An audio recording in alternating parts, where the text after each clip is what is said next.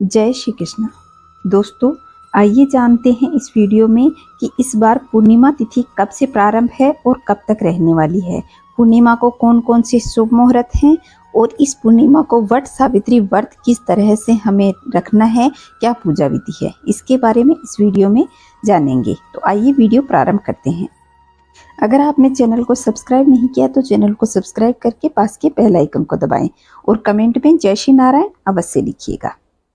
दोस्तों, वट सावित्री व्रत ज्येष्ठ मास के शुक्ल पक्ष की पूर्णिमा तिथि को रखा जाता है। पश्चिम भारत में यह व्रत ज्येष्ठ पूर्णिमा को रखा जाता है, वहीं उत्तरी भारत में यह व्रत अमावस्या तिथि को रखा जाता है। पूर्णिमा तिथि को वट सावित्री व्रत महिलाएं अपने पति की लंबी आयु के लिए रखती हैं। इस दिन सावित्री और सत्यवान की पूजा की जाती है।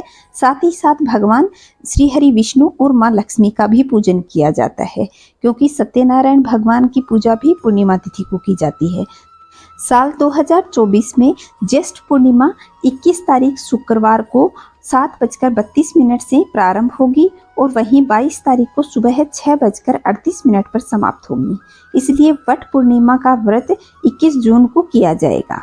जानते हैं कि कौन कौन से शुभ मुहूर्त हैं। इसमें 3 शुभ मुहूर्त हैं। लाभ चौगड़िया का समय 7:08 से 8:53 के बीच रहेगा।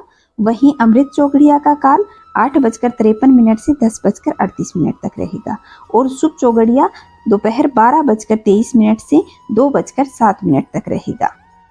वट पूर्णिमा के दिन इस बार ज्येष्ठा नक्षत्र का संयोग बन रहा है, जो शास्त्रीय दृष्टि से महत्व को कई गुना बढ़ा देता है। इसलिए इस दिन वट वृक्ष के साथ साथ बेल वृक्ष की भी पूजा करने से हमें उत्तम फल की प्राप्ति होगी। वट पूर्णिमा के दिन ज्येष्ठ नक्षत्र होने से हमें सरसों के दाने पानी में मिलाकर स्नान करना चाहिए। साथ ही साथ महिलाओं को 16 श्रृंगार करके वट वृक्ष का विधि विधान से पूजन करना चाहिए। फिर वट वृक्ष की परिक्रमा करनी चाहिए। कम से कम 5 परिक्रमा करनी चाहिए, वरना आप 7, 11, 21, 51 या 108 बार भी कच्चा सूत लपेटते हुए परिक्रमा करनी चाहिए। इसके बाद आपको जल अर्पित करना है, हल्दी लगा करके विधि विधान से पूजन करना है। इसके बाद सावित्री और सत्यवान की कथा अवश्य सुननी है। तो दोस्तों, सत्यवान और सावित्री की कथा चैनल पे उपलब्ध हो जाएगी, आप वहां से सुन सकते हैं। और मैंने पिछले ज्येष्ठ मास के अध्यायों में भी सत्यवान और सावित्री की संपूर्ण कथा को सुनाया है, तो आप वहां से भी सुन सकते हैं।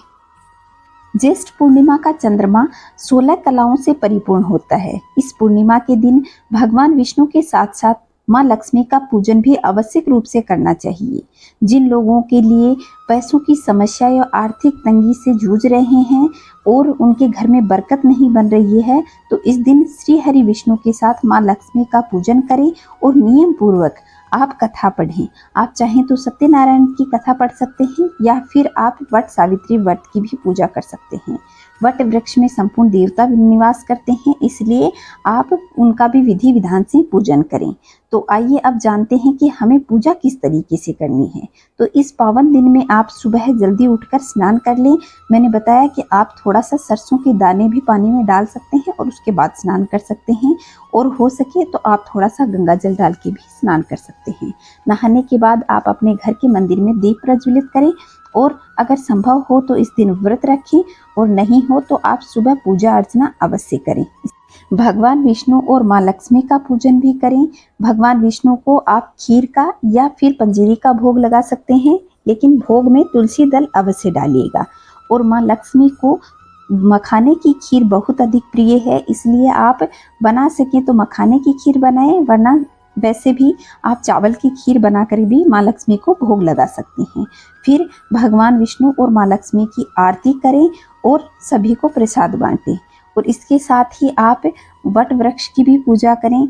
आप पास में आपके जो भी किसी मंदिर में या घर के पास वट वृक्ष हो, वहां जा करके आप वट वृक्ष की पूजा करें। सबसे पहले तिलक लगाएं और जल अर्पित करें। फिर आप कच्चा सूत लपेटते हुए 5, 7, 11 या 21, 108 जितने भी आप परिक्रमा करना चाहें वह परिक्रमा करें। फिर हल्दी, कुमकुम, चावल आदि अर्पित करते हुए सत्यवान और सावित्री की कथा सुने। वट वृक्ष के नीचे सत्यवान सावित्री की कथा सुनने से महिलाओं के पति की उम्र लंबी होती है और उन्हें अखंड सौभाग्य का वरदान मिलता है और यमराज जी भी अकाल मृत्यु से उन्हें बचाते हैं। तो दोस्तों, इस तरह आपको पूजा अर्चना करनी है। फिर रात को जब चंद्रोदय हो जाए तो आप चंद्रदेव का पूजन करें, उन्हें अर्घ्य लगाएं और हर मुसीबत से बचाने की प्रार्थना करें। इस तरह आप पूर्णिमा की पूजा करें, कथा सुने और फिर विधि विधान से आप सत्यवान और सावित्री की भी पूजा अर्चना करें।